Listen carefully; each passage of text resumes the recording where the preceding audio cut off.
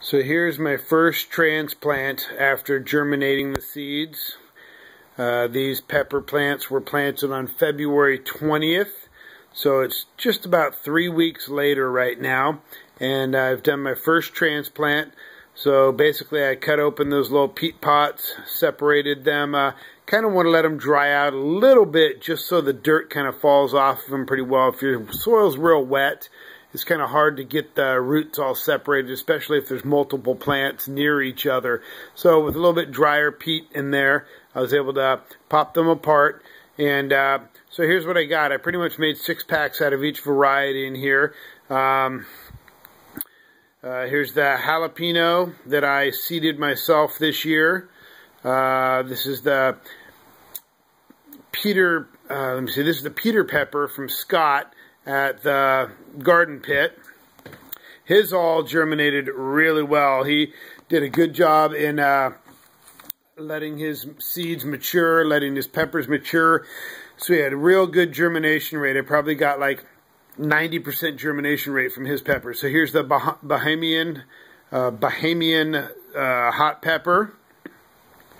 This is the white devil's tail. You'll notice that, you know, you pretty much want to wait until they get at least their first set of true leaves. The second set of leaves that comes out. The little first one that pops open is just a seed leaf. And this bigger leaf that actually has the little veins and stuff, that's your first true leaf. You want to wait till it has that at least until you, when you transplant, because then you at least have some decent root growth going on that will allow you to have a successful transplant.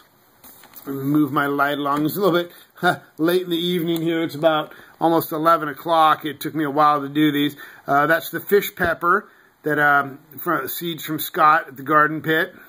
They're doing real well. They got a second set of true leaves on them on some of these.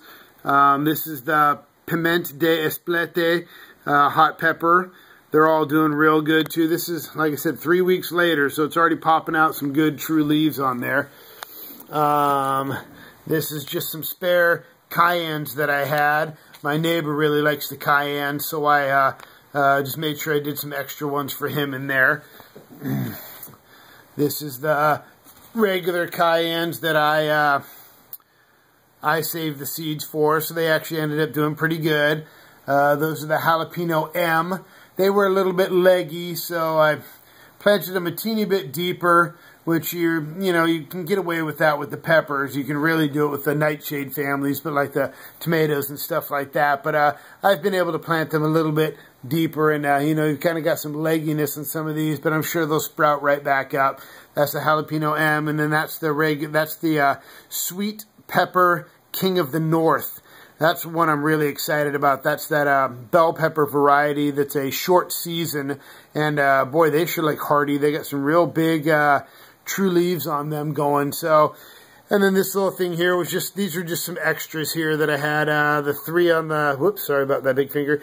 Habanero, habanero, habanero.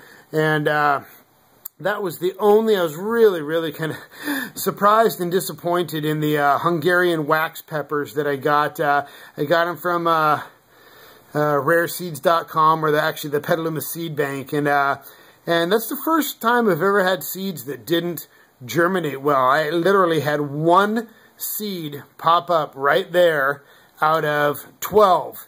So that was kind of a pretty bad germination. So I actually got, I planted 10 more inside a couple little cups under up in my germination area just to see if I could get more, because I really want that one. But boy, I don't know if I just got a little bad bag or bad batch or whatever, but that was kind of too bad. And then so habaneros, those.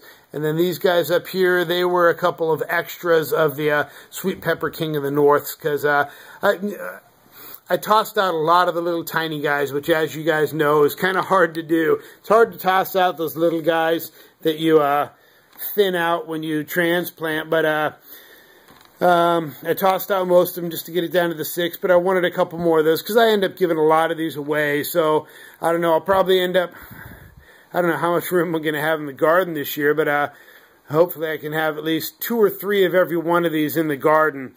But anyway, so after I transplant, I actually moistened my soil here, and I'll try and get a little picture of the soil that I use. It's a mix that a landscape material place puts together just for seeding and for transplanting. So it's a real light mixture of a lot of things. It's not just the regular peat and vermiculite and perlite and things like that. It's got a lot of other things in it too, but I'll put a little picture of that up here as to what I was using. But and then I actually moistened that originally with some compost tea that I'm making in the backyard, and then after I transplanted them like this, I put them into another tray filled halfway full with some maxi crop liquid seaweed, and that's what I kind of just let them soak up and moisten their soil completely. So I'll probably leave the lights off for one cycle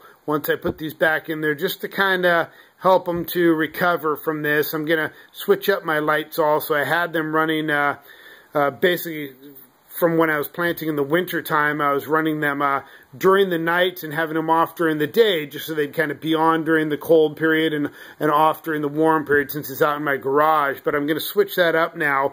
Now that I've transplanted these, I'm going to make them basically be on all day long and off during the night period. I leave them on for 18 off for 6, and that's pretty much does it for me. But I just don't want them to get too whacked out on the whole when it's daytime and when it's nighttime stuff. So I wanted to switch that up, and this is a good time to do it after I transplant and give them a little extended period of lights off time. So anyway, this might be my last video in this little series until I'll probably take them out of these 6-packs and then put them up into one more transplant into, like, I've been saving a lot of the little quart-sized yogurt containers. We go through a couple of those a week here with the family, and I've been saving those, and those are real good to kind of move up into, or just the red solo cups or something like that. So I'll do one more transplant after these, after they get up, you know, a good, 6 inches tall.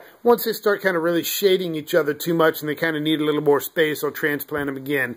But stay tuned, guys. Thanks.